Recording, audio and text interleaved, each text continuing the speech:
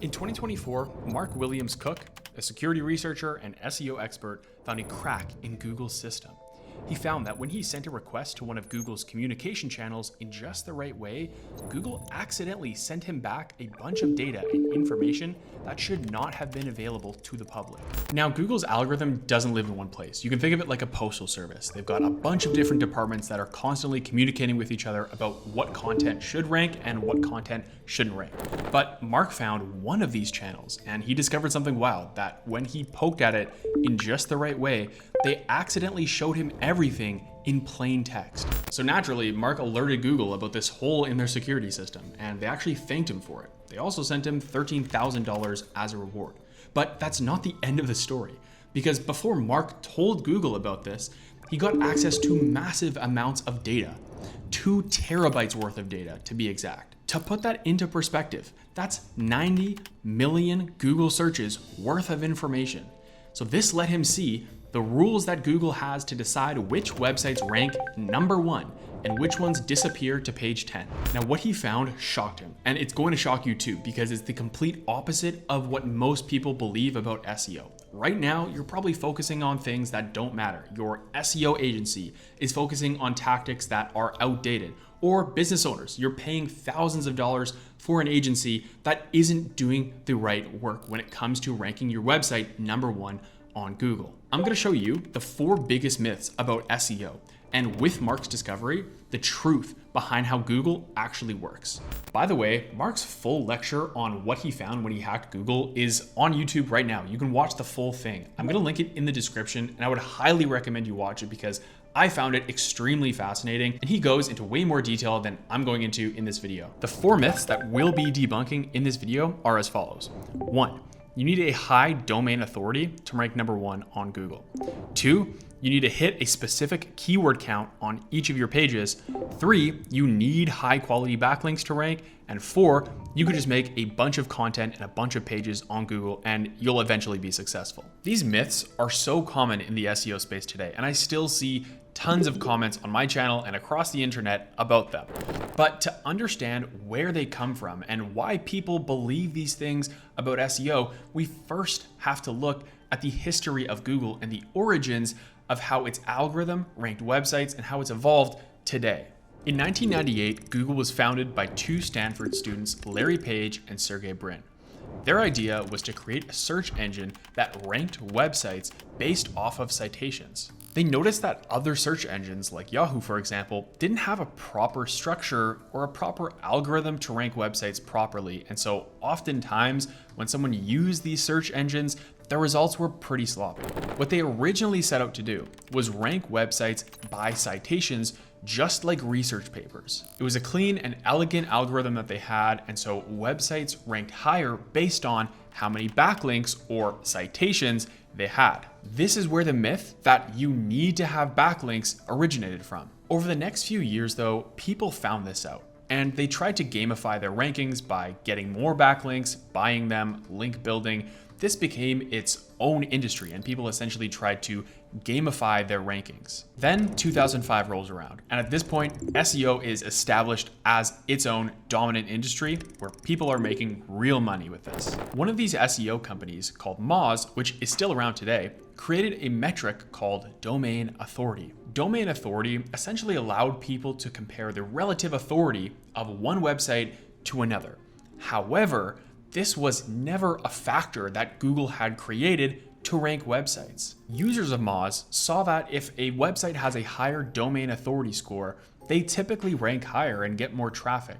And so they took that as a causal factor in rankings rather than just a correlation, which is exactly what it was. Now, at the end of the day, it's hard to blame people for thinking that, but Google has never used domain authority as a metric in their algorithm for ranking websites. But this is where the myth of needing to have a high authority score came from. From 2005 to roughly 2011, Google continued to make more and more updates to refine its algorithm so that factors like backlinks weren't the only things that mattered anymore. This is where keywords came in. Now, people figured out that if you have more keywords in your content and you have longer content on each of your pages, they have a better chance at ranking high on Google. So this is where myths number 2 and number 4 were formed. Just add more keywords to your page and publish more content more frequently. Fast forward to 2022. This is when ChatGPT came out and it's the AI content explosion. People figured out that if the formula to rank on Google was get more backlinks, write more content more frequently, put more keywords in the page, etc., you could just automate most of that with ChatGPT. As you would expect, this was not a good thing for Google. Their original vision of having a search engine that had true high quality search results for its users was essentially being taken down by AI. Now, even worse than this, a big group of people who were in the SEO space using these AI tactics were getting great results. So these myths were solidified in their brain that if you do these things, you will rank on Google. But here's the thing. Since that time, Google has made so many updates to their algorithm quietly often in the background, and people haven't noticed. And those same people who are still doing SEO the old way and trying to optimize for those old metrics have seen a decline in their rankings and their progress on Google. So the question is, what is the Google algorithm prioritizing to rank websites today? Well, let's jump back to what Mark actually found. So when someone looks up into Google something like pagers near me, the first thing Google is doing is filtering which websites are even worth considering. And this is where most people go wrong. Mark discovered this when he accessed Google's algorithm. Google had what they called a site quality score. For every single website on a subdomain level, it gave them a score of 0 to 1. And we got this data for 800,000 domains. So every single website, including yours, gets a score, not determined by backlinks or content optimization, but something else entirely. Here's how Mark explains what determines that score. Site quality score is calculated based on how many times people specifically search for your website along with other search terms, how often they select your website even when you're not number one, and how often your website name or brand name, if you want to call it that, appears in anchor text around the web. So Google is asking 3 questions. Do people really search for this business by name? Do people click on this website even when it's not ranking in the first position? And do other websites mention this site by name? These are brand signals, not the typical SEO signals that most people think about. Now, here's where it gets interesting, because when Mark compared websites that ranked, he found something that contradicts what everyone believes. So this is one of our clients, Rehabs. It's ranking top for a YMYL type query around addiction. It's outranking UCAT, which has been around way longer than them. It's got like 15 times as many links. It's outranking NHS. Again, on all those other metrics, from a classical SEO point of view, they should be losing, but they're not. So a newer website with 15 fewer backlinks outranked the NHS. This proves that having high domain authority and tons of backlinks does not guarantee your rankings. What matters is whether Google recognizes your business as a legitimate brand or not. Now, there's a second filtering stage that Google is going to go through when it's ranking websites. But the crazy thing is that if your website does not even pass that first filtering stage, if your quality score is too low, you won't even get put into the second stage. And what we found is, if you have a site quality less than 0.4, you are not eligible to get things like featured snippets or PAAs. It doesn't matter what guides you follow on optimizing for these things, you won't get them. And that's something that became apparent in this algorithm is there's lots of like heat races you need to qualify to get to the next kind of stage in ranking. So it doesn't matter what you're doing over here if you're not even in that race because you haven't filled this prerequisite first. So in other words, Google is first asking, is this a real brand? And if you don't pass that test, then your website is not even showing up on that search, and no amount of optimization is going to help you. But if the answer is yes, and you pass that filtering stage of being recognized by Google as a real brand, then and only then will Google look at your content. And this is where a lot of people waste time.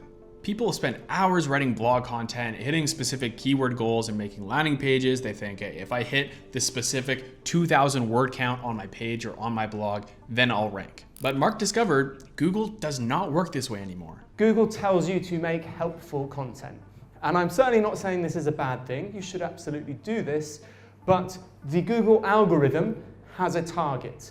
And if you think that target is helpful content, you will probably find out, like many people, you will spend ages making helpful content and find out you don't actually rank.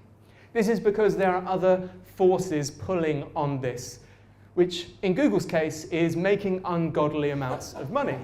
People try to optimize their content and they still don't rank. Why? Because Google isn't measuring word count anymore. Mark was pretty blunt about this. It doesn't make a lot of sense for Google to rank a site on something that you have full control over like that as a metric. If Google ranked based on word count, someone could just write 10,000 words of absolute garbage and Google would still rank them. But that's not what Google's trying to do. It's trying to show people the right information and helpful content. Google doesn't care if your blog or your website page is 2,000 words or 200 words. It matters if the content is correct. So myth number 2 doesn't exist either. Reaching a specific word count is not going to help you. Google is asking, does this content answer what the person is searching for? Not, is this content 2,000 words or more? What about the other myth though, of just publishing hundreds or thousands of pages to rank? Well, here's something that happened in real time that proves this doesn't work. I gave this example of multiple sites going from 0 to over 1 million visitors in 16 weeks on brand new domains, just using zero volume keywords and basically spamming out AI content.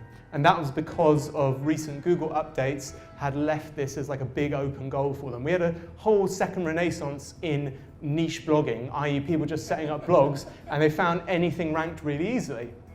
And Google was just kind of like, whoops, probably shouldn't be doing that. Like I mentioned back in 2022, when ChatGPT came out and just changed everything, people would publish hundreds or thousands of pages. But here's what Mark saw happen. Sites were publishing thousands of pages of AI content and getting millions of views, but Google shut this down immediately. Publishing massive amounts of content won't work anymore. Google first filters based on whether it recognizes this website as a real brand or not. So myth number 4, debunked as well. So if domain authority doesn't matter, backlinks don't matter, word count, keywords, publishing a bunch of pages, what actually works in 2026 for ranking? We've even got historic comments from like Eric Schmidt, the ex-CEO of Google, saying brands are the solution, not the problem. Brands are how you sort out the cesspool. Google's philosophy, straight from the founder, is that brands solve the problem of content spam. A well-trusted brand is more likely to give good content than a new website with highly optimized content. This is the core of Google's new algorithm. This is Tom Kappa. He did a brilliant study for Moz, where he found the sites most impacted by the helpful content update were ones with high domain authority metrics. That's pretty much like how many links you have, and low brand authority metrics. So if it looks like you've been doing lots of SEO success, but I've never heard of you, that's kind of fishy. And there was a really obvious correlation to those sites getting penalized. So websites that looked like they'd been manipulating SEO tactics but had no real brand authority got absolutely crushed. This is Google's message. We do not care about your SEO tactics. We care if you're a legitimate brand that people trust. So if you're a local business or a business of any kind of that matter, you need to focus on building these trust signals before you even try to optimize for SEO content. And there are hundreds of ways to do this. Get your business profile up and make sure that it's active. Get your name listed in directories and citations. Get backlinks to your website. And no, not just spammy links that you pay 20 bucks for. Go to real websites that also have real brand authority in the real world and not just on Google, and get them to link back to your website. We've also talked a lot about AI content in this video, and this is not to say that it's bad to write content with AI. AI can be super helpful, and I use it, my team uses it when we're writing content for our clients as well. But it also has to pass the filtering stage of a human. We have to determine if this blog or this landing page that's written by Claude or ChatGPT is truly helpful to someone. AI alone is not going to rank you on Google. You need to give it clear guidelines for the content and information that you're looking for and proofread everything before publishing it on your website. What it seems to me is that Google in 2026 is trying to replicate real-world information and authority in the form of search engine rankings. So for example, if I really want to go for Italian food this Friday night, I'm gonna maybe ask a couple of my friends where they've gone to in the past, and they're gonna give me information that they know is credible I know it's going to be credible as well because they've been to these restaurants and they know that they have good service, great food, etc. These trust signals that we experience with our friends and family in conversation all the time is what Google is trying to replicate and is what you should be optimizing for if you want to rank on the first page of Google as well. With all that being said, I hope you guys enjoyed this video and got some useful information about it, especially for your SEO tactics. If you want to see more informative and educational content around SEO and around Google, check out the rest of the channel. But either way, thanks for watching and I'll catch you in the next one.